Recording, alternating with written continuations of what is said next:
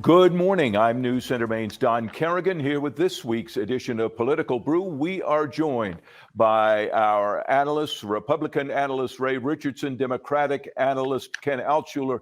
Thanks for being with us again this morning, guys. Just when you thought Washington couldn't get any wackier, what happens?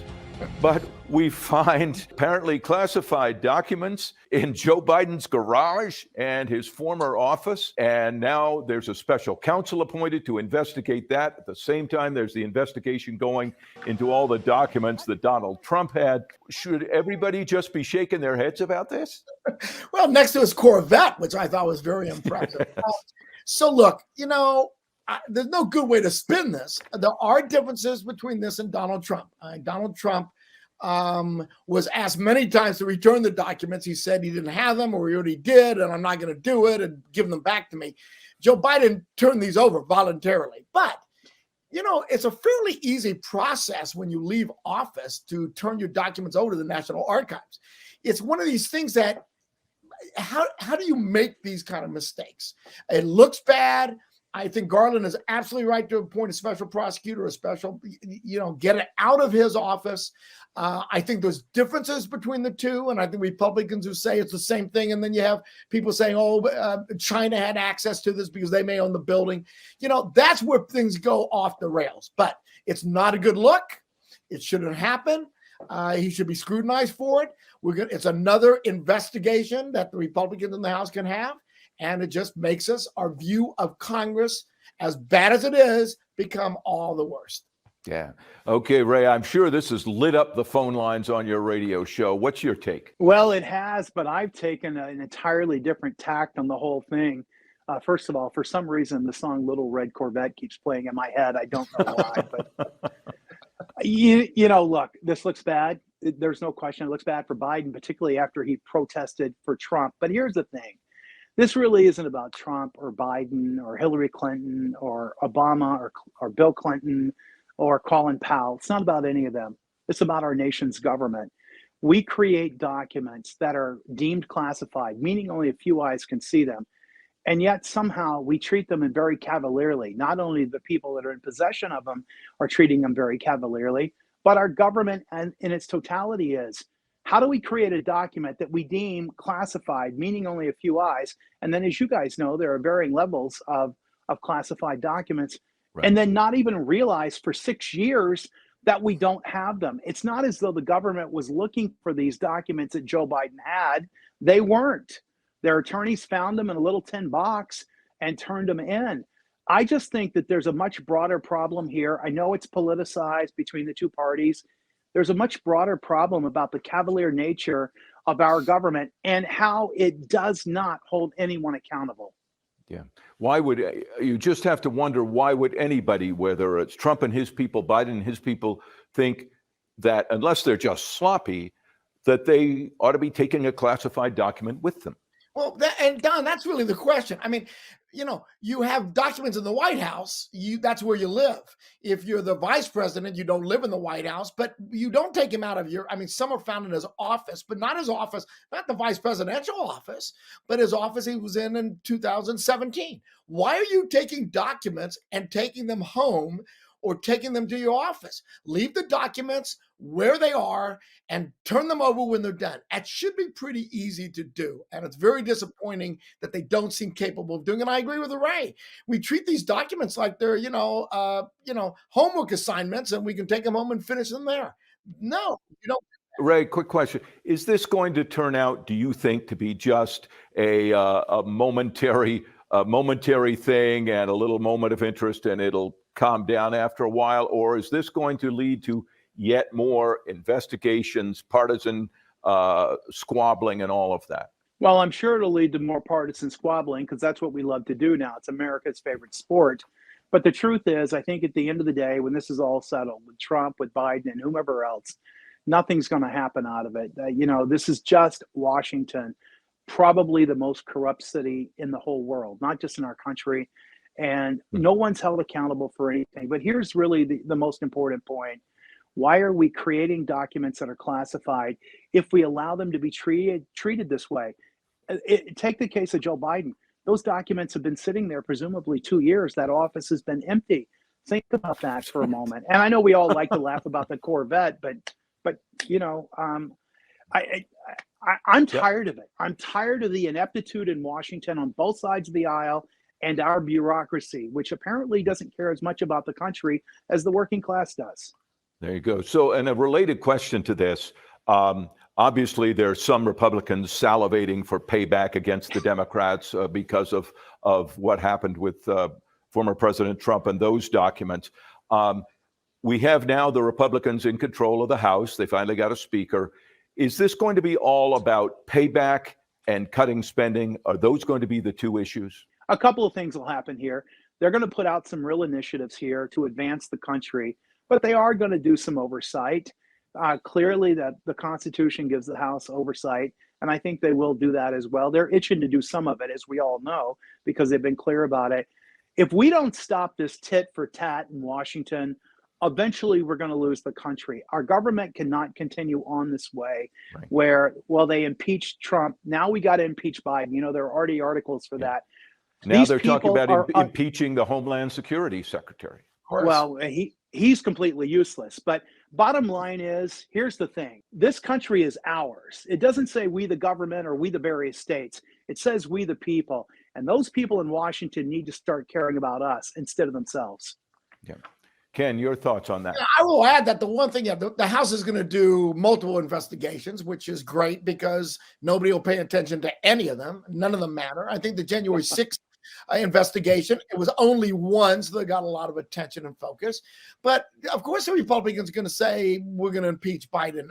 We already talked about doing an investigation on Hunter Biden, where you want to investigate whether Joe Biden did something wrong. But I've never seen an investigation on a child of a president.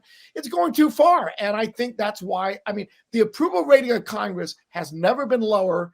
And frankly, it's too high as it is now. It's going to get worse before it gets better. Let's talk a couple of things in Maine. The big headline this week for Maine, of course, Governor Mills unveils her proposed new 2-year budget. The legislature will now take it apart. But an almost $1 billion, nearly 10% increase in proposed spending over the current 2-year budget. Ken, I'll start with you. We were under the impression that this was going to be a sort of restrained, almost status quo budget. Clearly, at least in terms of the dollar amounts, it is not. Yes, I'm not happy with it. I think we have an opportunity here to show fiscal responsibility. And I know there's accusations that Democrats don't know what that means, but I do.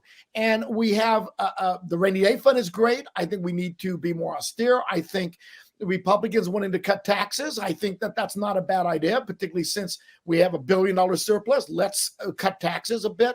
There's no reason to increase it for 10%. I think that the goals of education and health and DHHS oversight and our roads and transportation, all those are laudable. But why can't we do it within, you want to increase the cost of living, you want to do a 2 or 3% increase. I don't think anybody will blink at that. But I think a 10% increase is too high. I'm not in favor of it. I don't think we want to send checks back. I think we need to look at maybe cutting taxes. And that's something Democrats and Republicans should be doing together. So I'm not happy about it. I think they may make some compromises and lower it a little bit, but I don't think that was a good start. Yeah. Ray, obviously, the progressive side of the legislature will be all for this. The conservative side will not be. Are you surprised that the governor proposed this much of an increase? I'll be honest with you, I am. Governor Mills came out ahead of the budget and said she was going to be very cautious because she was concerned about recessionary fears. If this is cautious, I don't know what it would be like to swing with a big bat, because $1 billion and a 10% increase is crazy. And what a lot of people have glossed over is when she sent out the initial budget to the public, she had a message with it, and it talked about year 3 and 4, that budget, that there was revenue forecasting for $11.25 billion. So clearly she expects another big swing in year 3 and year 4. Look, this is not sustainable for the people of Maine. We have fewer people working today than we did even 4 years ago. That means this burden will eventually fall onto the taxpayers, and fewer of them are participating. The bottom line is this is only possible because of all the federal money that's come into the state, but now it's drying up. She's given another $101 million to education. Let's not forget that mythical 55% was created in a referendum about 15 years ago. And the referendum was designed to give the 15% property tax break to the people who pay property taxes. It didn't happen when she hit it 2 years ago, and it's not going to happen here. And our educational outcomes are not good in this state. Our reading at the 8th grade level is the lowest in history, and we're 9 points below the national average. So I'm not sure what all this government is doing to advance the lives of Maine people. Ray, I will say that it could be that this proposal is high because she anticipates wanting to negotiate to make it bipartisan. And, sometimes you ask for a higher figure knowing you're going to compromise. But I think she had a real chance of setting an example of being fiscally responsible. And I'm disappointed that she didn't do that. Mm-hmm. Well, let's take a look at that, though. I'm sorry. Well, no, let me interrupt with, okay, briefly, Ray. I was just going to say she won with a landslide, and she has the House and the Senate. I don't think it's going to negotiate down. I think they're going to negotiate up. Well, let's talk about that, because Republicans, while particularly the House Republicans, made it clear they weren't in a fighting mood, some of the Republicans put out a press release after the budget came out, making it clear that they want to see a tax reduction of some sort. Do you think, Ray, we'll start with you. Do you think there is any likelihood of that? And do you think the governor would support any sort of tax reduction? I don't know why she wouldn't. Our taxes are too high. We're the third highest tax burden state in the country. That doesn't mean we pay the most in taxes. What it means is as a portion of our income, we have the third highest tax burden. Our neighbor to the west, New Hampshire, by the way, is 46th. Their economy is well ahead of ours. Amy Arata, I mentioned this last time I was on, the state rep out of Gray, New Gloucester, she thought maybe a tax cut was possible, but she did not expect this kind of a budget. She was in on Wednesday, I think, must have been Thursday, talking about the proposal. And we're both sort of stunned by it because the governor said she would be cautious. So would I love a tax cut? I think it would help our economy long term. I don't see it. Yeah. Ken, do you think it's possible? No. I mean, the answer is clearly no. And that's because we have a Democratic governor and a Democratic House and Senate. And what they hang their hat on is no increase in taxes. And they think that's really good. And by the way, it is good. You don't want to increase taxes. But that's to them success. And what success should be, we're going to start moving toward lowering taxes. But that, I have to say the progressives certainly don't see that. They want to expand benefits to the lower class, and that's laudable as well. But I think you can't expand it elsewhere and think you're going to have money left over. So no, Democrats don't have the appetite to lower taxes. And that's the one flaw, and that's where I disagree with the Democrats. I think they gained huge traction by making that kind of overture. We touched briefly on this last week. The problems in Maine's Child Protective Service, the Ombudsman report came out very critical of DHHS. We know there's issues. There's going to be legislation about it. Ken, I'll start with you on this. You as an attorney probably deal with the system some.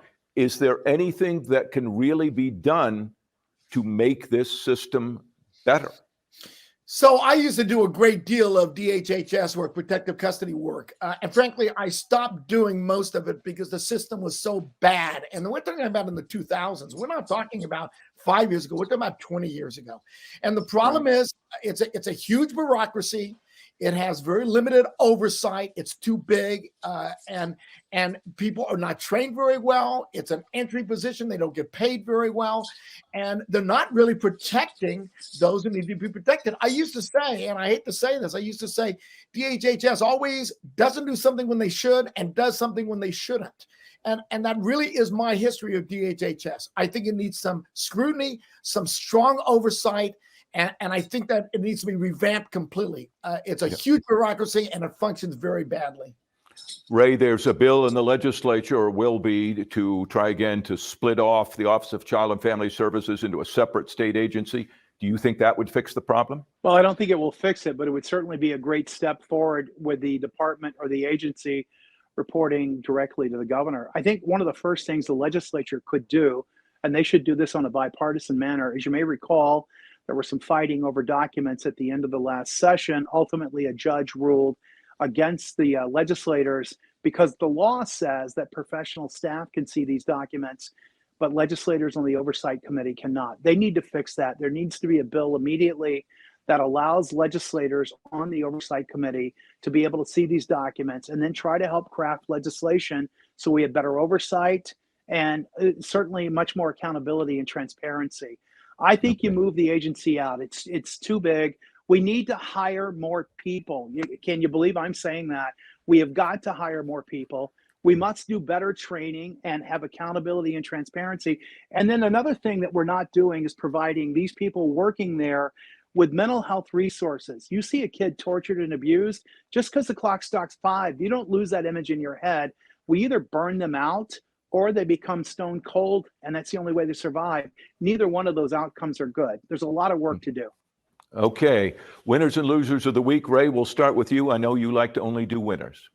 Well, I do. And, I think going through what we went through last week with Kevin McCarthy, that was very good for the public to see. The sausage got made in public. We all know the outcome. Some people said to me, well, it was still behind closed doors. We know the rules package that was voted on by the House. That's what McCarthy negotiated to get the speakership. That's good for the people. A lot of people were engaged. C-SPAN went wild with their coverage. Right. I think that's the winners here. The American public saw it get done in public. All right, Ken, winners and losers. Well, first I'm going to say Admiral Kerrigan. I'm going to mention Dr. Shaw, who got promoted. And of course, he always had a great label for you. It's a great promotion. It was a great face of COVID here in the state of Maine, and good for him. I call him the winner of the week. I disagree with Ray about the Republicans. I think Kevin McCarthy is the loser of the week. He was allowed himself to be blackmailed. I don't think he'll last the year. When we talk a year from now, he will not be the Speaker of the House. And I think it was dysfunctional, and I think it was behind closed doors, and I thought it did nothing to advance our view of democracy in Washington, D.C. All right. Thank you both very much. A lot more to be happening in the week ahead. News Center Maine continues right after this.